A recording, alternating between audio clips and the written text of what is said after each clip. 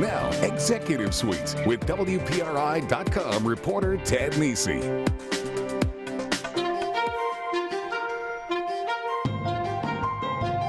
"41 of the nation's smartest new college graduates are at Brown University this summer for an entrepreneurial boot camp. They're the first class of fellows in Venture for America, which hopes to do for startups what Teach for America did for schools. It's launching in Providence and 4 other cities, and it's already winning praise from President Obama. Our guest on the first half of Executive Suite, Venture for America founder Andrew Yang. Plus, shockwaves from Wall Street to London after a top bank admits it fixed interest rates.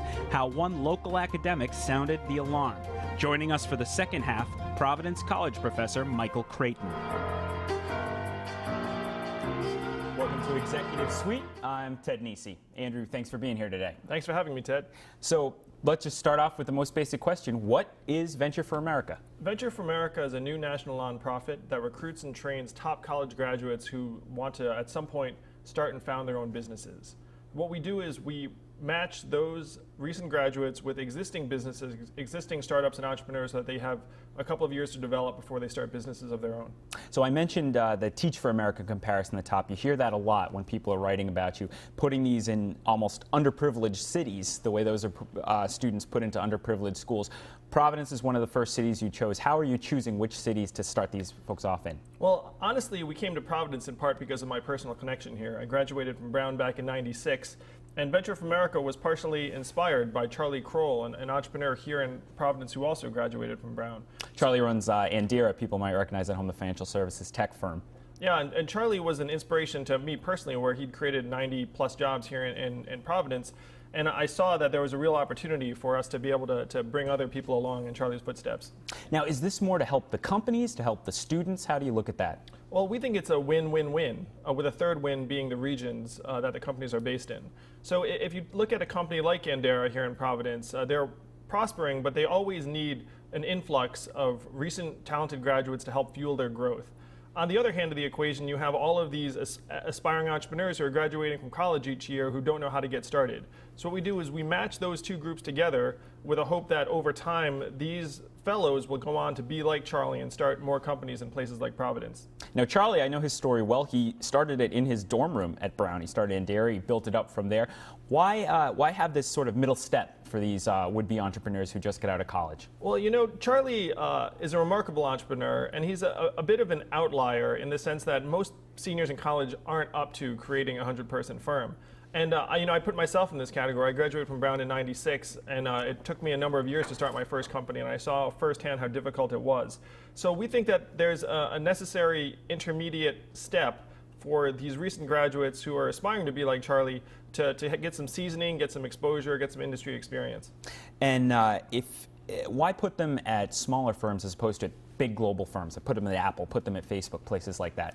Well, the way that growth companies function is distinct to companies that are in that particular stage of growth. If they went to an Apple is a very mature, well-established companies with built-up processes. So if you were to put a graduate as the 10,001st employee at one of these companies, they would learn how a large organization functions. Whereas if you put them at a growing firm like Andira or Swipely or Mofuse, excuse me, then they'll learn how a growing company builds itself up and creates value from the ground up. So it's to see firsthand the challenges and what works and what doesn't when you're really in that early stage of growth. And it's also a degree of personal mentorship because there's nothing like spending a number of years around an experienced entrepreneur. I did it myself.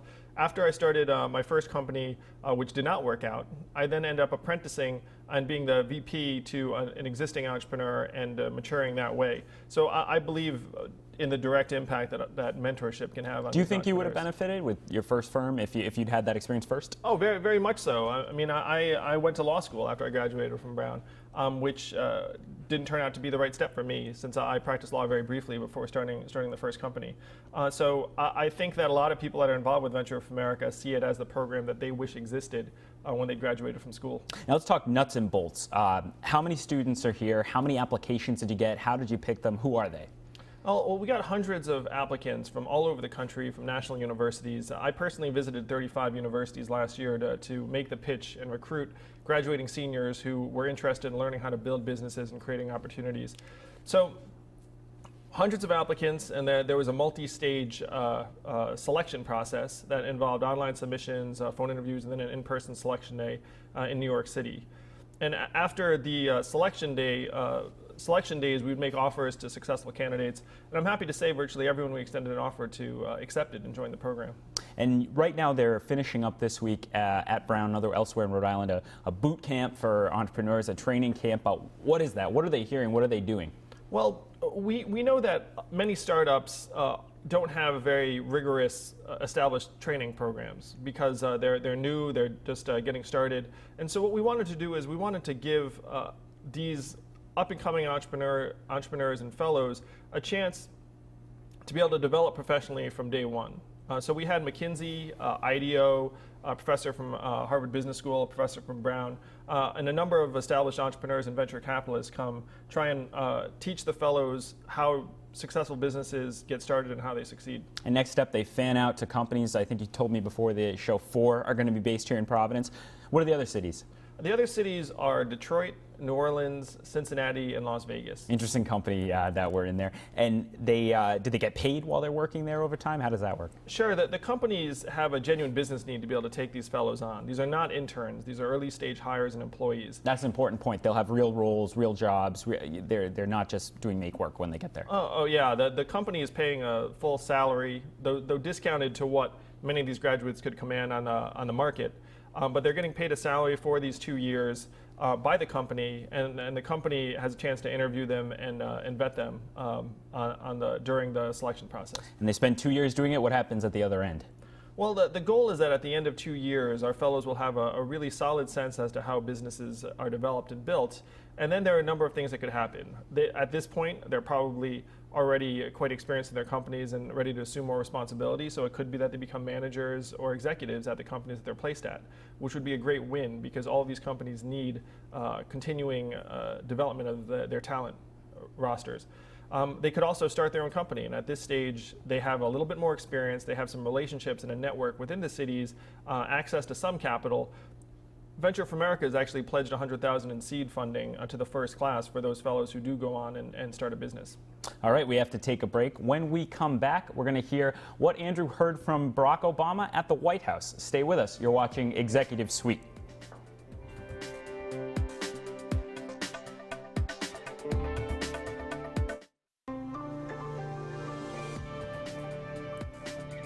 Welcome back to Executive Suite. I'm Ted Nisi. Our guest this week is Andrew Yang. He's a businessman, entrepreneur, and now the founder of the nonprofit Venture for America, which is launching in Providence and other cities this summer. I want to hear a little about your own story, Andrew. I know you went to Brown. Where'd you grow up? What did you do at Brown? And you mentioned some of it. What did you do after? Well, I grew up in a suburb of New York City, went to Brown, graduated in '96, and didn't know what I wanted to do after I graduated. So I did what many people did if they weren't sure, which was go to law school. So I went to law school in New York at Columbia and then practiced law very briefly and realized that I wasn't a very good fit for the work or vice versa. And so I left then to start a business when I was 25. That business ended up raising hundreds of thousands of dollars and having a rise, but then eventually fall when the dot-com bubble burst. But I'd been bitten by the bug at that point, and so I knew that I wanted to get better at developing businesses. So I became an executive. What was it? What appealed to you? What drives you to be an entrepreneur? You know, it's the prospect of being able to create value, of being able to build something. It's like the same sort of progress you get if you were to, build a structure or a puzzle or a model. But in this case, it's a company or business where you do work one day, and you come back the next day, and the work you did is still there, and you can build on it. I just really enjoy that process. Now, you eventually founded the test prep company Manhattan GMAT, which was for graduates, for people who want to go to, or is it medical school for GMATs? No, it's for business school. It's for business school, sorry. I showed my lack of a master's myself, which Kaplan acquired, which is part of the Washington Post company, which, what was the process like of building up a company like that? Well, the Manhattan GMAT was actually founded by a friend of mine, and then I assumed the CEO role in 2006. And building that company was a fantastic experience. Certainly, I had many great teammates, and that's one of the things I learned is that if you're building a company, it's certainly not a one-man show, that you need a team of very talented people around you to help it develop. And you've gotten a lot of attention already. When I was preparing for this show, I found no lack of articles, Wall Street Journal articles, other people writing about Venture for America, the idea behind it. I also liked, I think you said part of your success stemmed from a skill you learned waiting tables in a Chinese restaurant. Well, I think I had some advantages in that my English was better than they'd expected in that particular Chinese restaurant. But it was just if you smile, your tips go up. You find that works even if you're trying to get tips for a nonprofit? Yeah, I dare say it does. In a sense. So among the people who have noticed you, President Obama, I think we have a picture there that I can show you when you went there. When did you go to the White House? How did you get on his radar screen? What was it like? Well, I was named a champion of change by the White House for my work with Venture for America last year, and then they invited some of us to meet with the president in the spring, in April of this year. And so, I had a chance to sit down with the president and there you are talking to him here, yeah. Yeah, and he asked them the same questions you're asking about Venture for America. He was very interested in what we're doing, particularly because the creation of jobs and new opportunities is so central to what the country is facing right now. And was it cool to be at the White House? Yeah, it was great. The Secret Service agents, it felt like a movie set. Now, let me ask you, one of the big knocks on Teach for America, you hear, is that you bring in a lot of elite, high, brilliant students or graduates at that point. They come into these underprivileged schools in that case, or these startups. They're there for 2 years and then they go. What do you think of that critique of Teach for America, and then how does it apply to Venture for America? These people come in for 2 years and then go back to New York or something. Do you really think it'll benefit the regions? I do, and the reason I do is because I can say that entrepreneurship is somewhat addictive, and I think that in a good way. And I think that many of these aspiring entrepreneurs very badly want to be able to walk that path, and that's why we think that Venture for America is going to put them in a position to have a sustainable long-term career. There's been a study that showed that entrepreneurs are more likely to be successful in areas that they're highly networked in, and so we have 2 years to get them embedded in the community, get them to become a vital part of the network here in Providence, such that if they start a company, this will be the natural place to do it. And you alluded earlier, one more time, the 4 companies you'll be putting the Providence students in. Sure. It's Andera, MoFuse, Swipely, and a new company called Teespring. That's the one I haven't heard of. Yeah. What are they working on? Teespring is a fantastic new company that helps nonprofits raise money, so it's near and dear to my heart. But they help nonprofits raise money through T-shirt campaigns, where if you had a cause that you'd like to support, what you do is you tell all your friends and family, hey, here's a cool T-shirt that supports my nonprofit, and then if they all say yes, I want to buy that T-shirt, then the company prints them and sends them to all of the individuals with really minimal trouble on your part. So our fellows actually used Teespring in a competition we held for them, one of the challenges. And they ended up selling about $20,000 worth of T-shirts and raised $5,500 directly for nonprofits. So It just goes to show the potential of the platform, Teespring. Now, I think you were a class of '96 at Brown? Yeah, that's right. So you were here through '96. You went to New York. You went off. You did your thing, and now you're back working on this. What's the sense you get of the business sector, the entrepreneurial sector in Providence from being here for a couple weeks now, working on the boot camp? I'm friends with many of the entrepreneurs that are here in the city, and they love it here. They think it's a fantastic environment. The issue that I think they've raised to me, and the issue that I'm here to help address, is really the talent issue. And this is something that I can relate to directly. If you're running a company, there are obviously very important issues around tax and the infrastructure and the environment, but the single biggest ingredient is the people. And so if you can get the right people into your company, then the sky's the limit. And if you struggle to enlist those people, then that's when you start thinking about the region you're located in. More broadly, we always talking on this show now about what we can do. We have the second highest unemployment rate in the country in Rhode Island right now. If the governor or whoever ends up leading the Economic Development Corporation asked you for advice, what would you say to focus on from your own experience? I think Providence has a ton of natural advantages, and that it's a very livable city. It's a great size. The cost of living is reasonable. I would tell the governor to focus on the talent issues, where you have a number of world-class educational institutions here in Rhode Island throwing off droves of talented people that are very creative and have the capacity to generate a lot of value, potentially give rise to new companies and even new industries. And those people often are interacting with Rhode Island the same way I did in the 90s, where I was here for 4 years and then I left and I went to New York, and I'm only really back now. That I would tell the governor, look, you have so many talented people passing through your state that the more you can get them to see Rhode Island as a place to build a career, the better off the state will be. Fantastic. All right, well, we have to take another break. I want to thank our guests for the first half, Andrew Yang, for being here. Coming up, the Providence College professor who raised a red flag about the LIBOR scandal. We'll talk about what that acronym stands for and more. Stick with us on Executive Suite.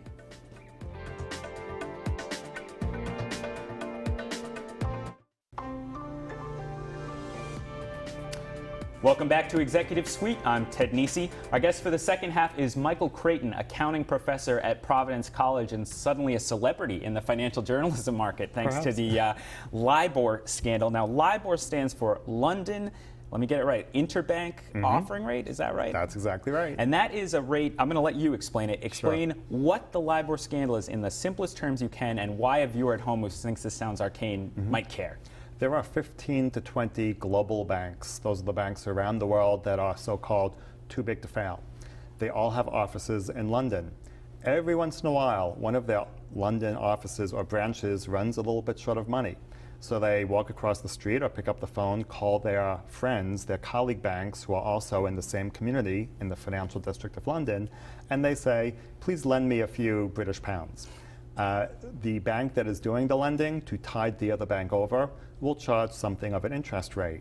And the LIBOR rate is the daily estimation for what, on average, each of those banks are lending each other money at for those lending transactions that are occurring in the City of London. And that, to help people, I remember as a financial reporter during the crisis in the fall of 2008, every morning everyone looked at the LIBOR rates because that was sort of, as you watched it spike, that was a sign of the fear that the banks weren't even trusting each other at the time. So LIBOR is very important, and a lot of other financial instruments base their rates off LIBOR, correct? That's right. And so tell me about what happened with Barclays in London that's now getting all this attention. well, what happens is that, as with any borrower, if you are concerned as a bank that a borrower is about to go bankrupt, then you will increase the interest rate that you charge them. And therefore, back in the financial crisis time, everyone was looking at the LIBOR rate to see which bank might be concerned that it might be going belly up. Sure, is Lehman getting charged a terrible rate or something? Exactly. And therefore, everyone paid attention to those rates at that time.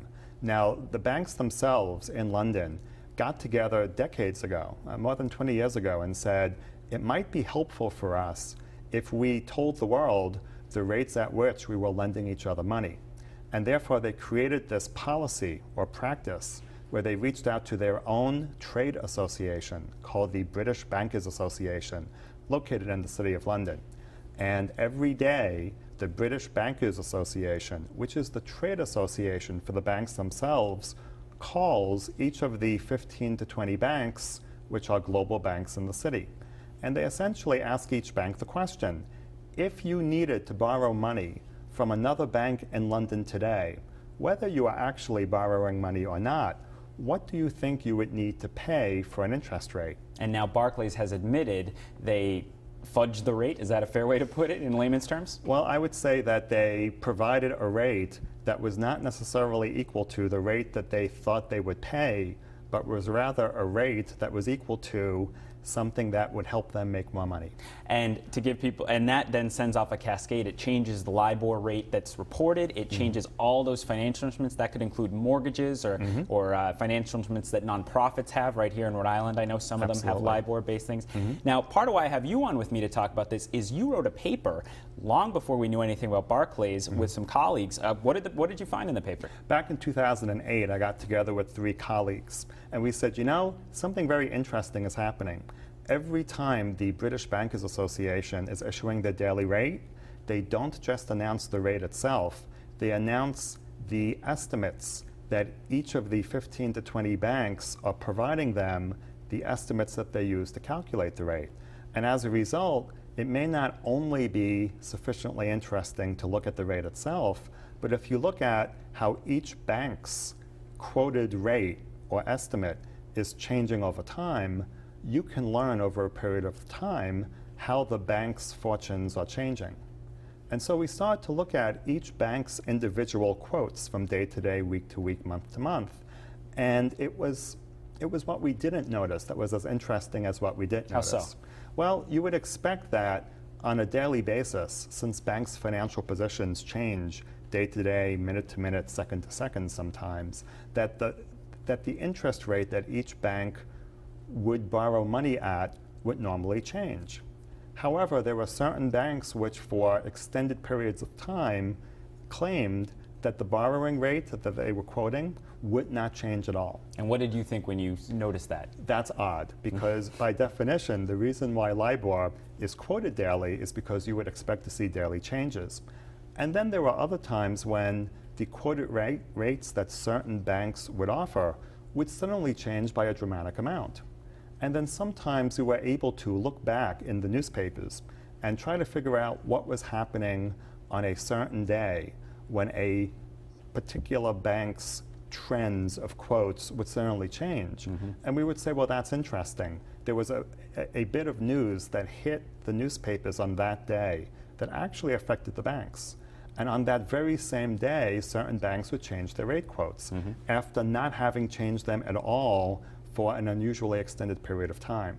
So that makes you think it just didn't seem like it was really moving the way it would be in a natural market. Exactly. So, you know, what do you make? Were you surprised when you heard about when it came about that Barclays had admitted this and was paying a fine, or were you not surprised because of what you'd seen? We were not surprised because of what we saw. Now, what was surprising to me personally is that we first wrote our initial paper in 2008. We did it 4 years ago in August 2008. We posted it online onto the Social Science Research Network, which is a global online network of academics who look at each other's work. From 2008 into 2010, we shared our information in unfinished form. In 2010, I went ahead with the permission of my co-authors and had the paper peer reviewed and then presented by me at a national conference of the American Accounting Association, trying to raise the visibility of what we had found. And we had some success.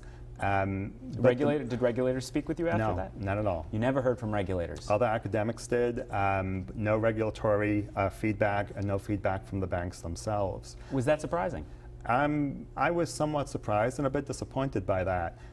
On the other hand, though, if you are engaged in a system of regulating rates that perhaps are being manipulated or managed, then it may not be necessarily surprising. Well, of course, theoretically, the Fed should be watching that and should be concerned they exist as a regulator as opposed to a bank. And very interestingly, late last week, we found out for the first time that Timothy Geithner, our regulator in the United States, issued a private memorandum to his counterpart, a regulator in the UK, in the United Kingdom, back in 2008. Very little limited time left. Exactly. Okay. Issued a memo at the same time that we were first posting our paper, raising very similar questions. So they were not followed up with. The Dick Tracy of LIBOR here with us today from Providence College. I want to thank our guest, Michael Kraten. Our guest on the first half was Andrew Yang of Venture for America. If you missed it, catch it on our website. Thanks for watching Executive Suite. See you next week.